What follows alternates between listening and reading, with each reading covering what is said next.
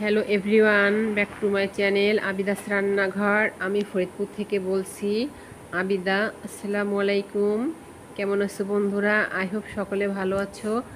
আমিও আমার পরিবার পরিজন নিয়ে খুবই ভালো আছি। আজকে আমি তোমাদের সঙ্গে শেয়ার করব 7 আপ রেসিপি। চলো বন্ধুরা, দেখে নেওয়া যাক কিভাবে আমি আজকে হোমমেড 7 আপ তৈরি করলাম। আর এই হোমমেড 7 আপ তৈরি করার জন্য কিন্তু তেমন বেশি উপকরণের প্রয়োজন হয় না। বাড়িতে থাকা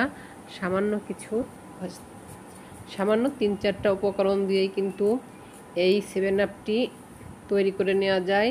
তো এখানে আমি 3টা লেবু নিয়েছি। লেবুগুলো ধুয়ে ক্লিন করে নিয়েছি। এখন এগুলো থেকে উপরের যে খোসা বা ছোকলা যে যাই বলো না কেন, সেগুলো কিন্তু আমি ছাড়িয়ে নিচ্ছি।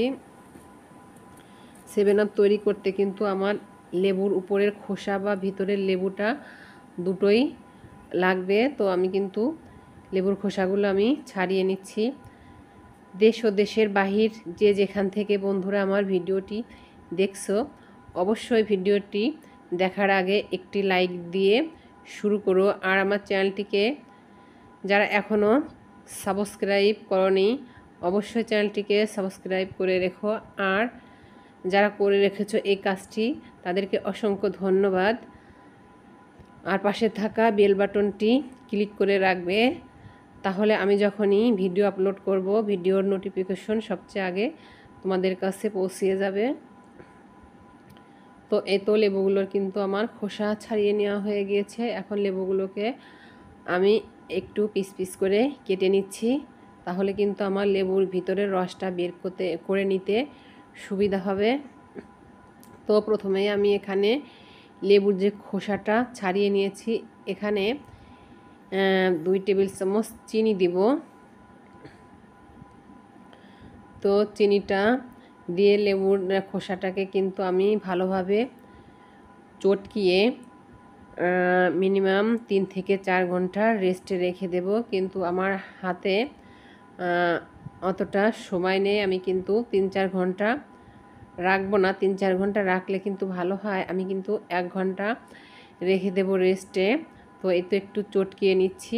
আর এভাবে রেস্টে রেখে দিলে কিন্তু লেবুর খোসার থেকে কিন্তু অনেকটাই রস বের হবে, আর চিনিটাও গলে এর সঙ্গে মিক্স হয়ে যাবে। তো এই তো সবুজ কালারের কিন্তু একটা রস কিন্তু এর থেকে বের হয়ে এসেছে, আর খুব সুন্দর একটা সুঘ্রাণও বের হয়েছে। এখন আমি এটিকে একটু চটকিয়ে রসগুলো কিন্তু আলাদা করে নিচ্ছি।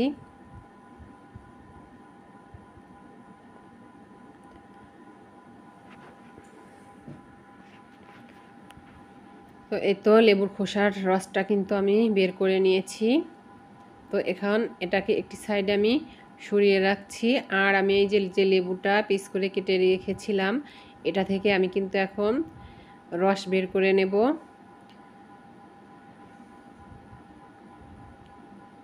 তো লেবু চেপা যে এই যে মেশিনটা, এটার ভিতরে কিন্তু আমি লেবুগুলো দিয়ে সবগুলো লেবু থেকে কিন্তু আমি রসগুলো বের করে নেব।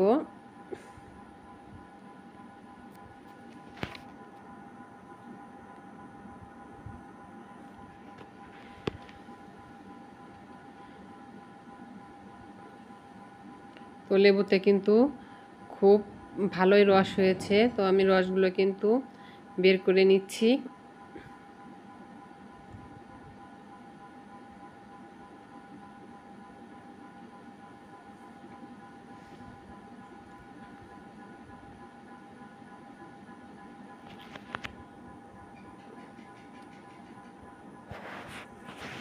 আচ্ছা, লেবু থেকে কিন্তু রসগুলো আমার বের করে নেওয়া হয়েছে। এখন এখানে কিন্তু আমি 2টো গ্লাস নিয়েছি, আর এই গ্লাসের ভিতরে কিন্তু আমি 7 আপগুলো আজকে তৈরি করে নেব। তো আমি 7 আপ তৈরি করার জন্য কিন্তু আমি বরফ করে রেখেছিলাম ফ্রিজের থেকে, সেটাও কিন্তু নামিয়ে রেখেছি। আর দিয়ে দিচ্ছি 2 টেবিল চামচ চিনি, মানে এক গ্লাসে 1 টেবিল চামচ করে চিনি দিয়ে দিচ্ছি। তো আমি লেবুর খোসা থেকে যে রসটা বের করে নিয়েছিলাম, সেগুলো কিন্তু 1 চামচ করে দিয়ে দিচ্ছি। দুইটা গ্লাসে 2 চামচ দিয়ে দিয়েছি। আর যে লেবুর রসটা বের করেছিলাম সেই রস থেকেও কিন্তু 1 টেবিল চামচ করে দিয়ে দিচ্ছি গ্লাসে।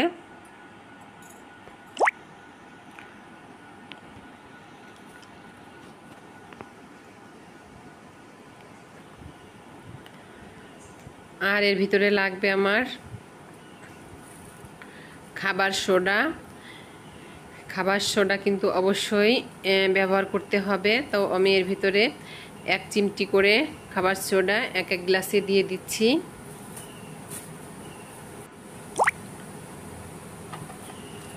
তো এই তো আমি এখন বরফ কুচি দিচ্ছি। আর বরফটা কিন্তু আমি অল্প কিছুক্ষণ আগেই ফ্রিজে রেখেছিলাম, তো তেমন বরফ হয়নি। তো আমি 2 টুকরো করে বরফ কিন্তু দিয়ে দিচ্ছি।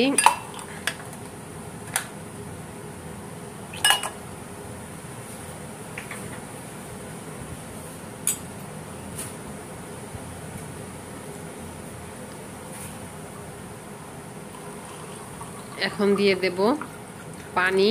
এটাও কিন্তু ঠান্ডা পানি, ফ্রিজে রাখা। তো দেখেন পানিটা দেওয়ার পরে কতটা সুন্দর, একদম মনে হচ্ছে যে আমি বোতল থেকে কিন্তু 7 আপ ঢালছি, এরকমই মনে হচ্ছে। তো আমি এখন কিন্তু চামচ দিয়ে 7 আপ কিন্তু আমার রেডি হয়ে গেছে। এখন চামচ দিয়ে 7 আপকে আমি একটু নাড়িয়ে নিচ্ছি, কারণ যে চিনিটা আমি দিয়েছিলাম সেটি কিন্তু এখন পর্যন্ত গলেনি। তো নাড়িয়ে একটু চিনিগুলো কিন্তু গলিয়ে নিচ্ছি। আর এই তো আমার রেডি হয়ে গেছে কিন্তু হোমমেড 7 আপের রেসিপি।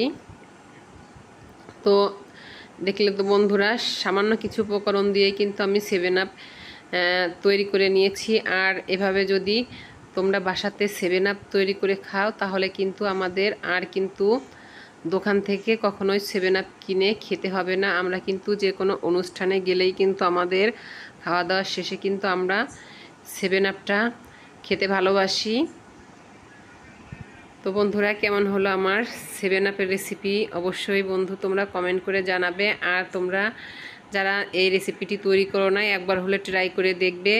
আজকের মতো নিচ্ছি বিদায়। সবাই ভালো থেকো, সুস্থ থেকো। আল্লাহ হাফেজ।